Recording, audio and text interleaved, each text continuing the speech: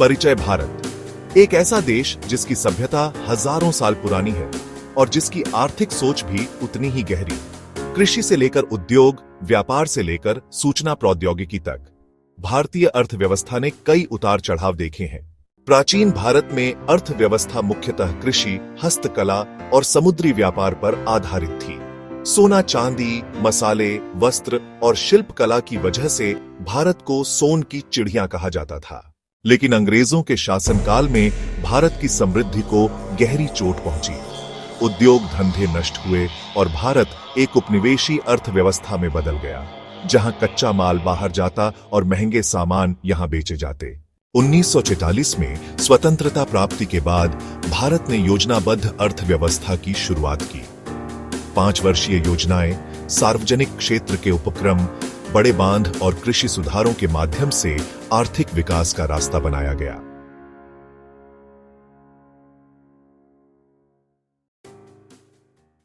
उन्नीस 1960-70 के दशक में हरित क्रांति ने भारत को खाद्यान्न उत्पादन में आत्मनिर्भर बनाया। पंजाब, हरियाणा और उत्तर प्रदेश कृषि उत्पादन के केंद्र बने। 1991 में आर्थिक उदारीकरण, निजीकरण और वैश्वीकरण की नीति ने भारत को विश्व अर्थव्यवस्था से जोड़ा। विदेशी निवेश, आईटी सेक्टर और सेवा क्षेत्र के तेजी से बढ़ते योगदान ने भारत को नई पहचान दी।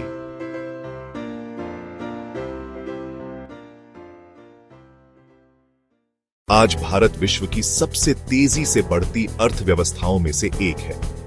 कृषि अभी भी करोड़ों लोगों का आधार है। उद्योग मेक इन इंडिया और स्टार्टअप इंडिया जैसी पहलों से मजबूत हो रहा है।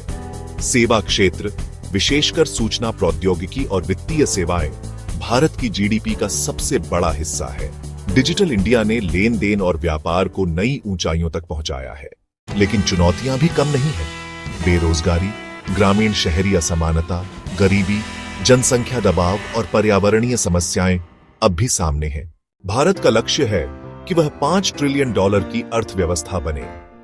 अक्षय ऊर्जा, तकनीकी नवाचार, महिला सशक्तिकरण और कौशल विकास इस सफर के प्रमुख आधार स्तंभ होंगे।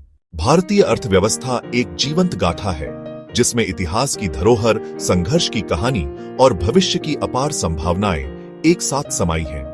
सही नीतियों और जनता के सहयोग से भारत एक आर्थिक महाशक्ति बनने की दिशा में अग्रसर है।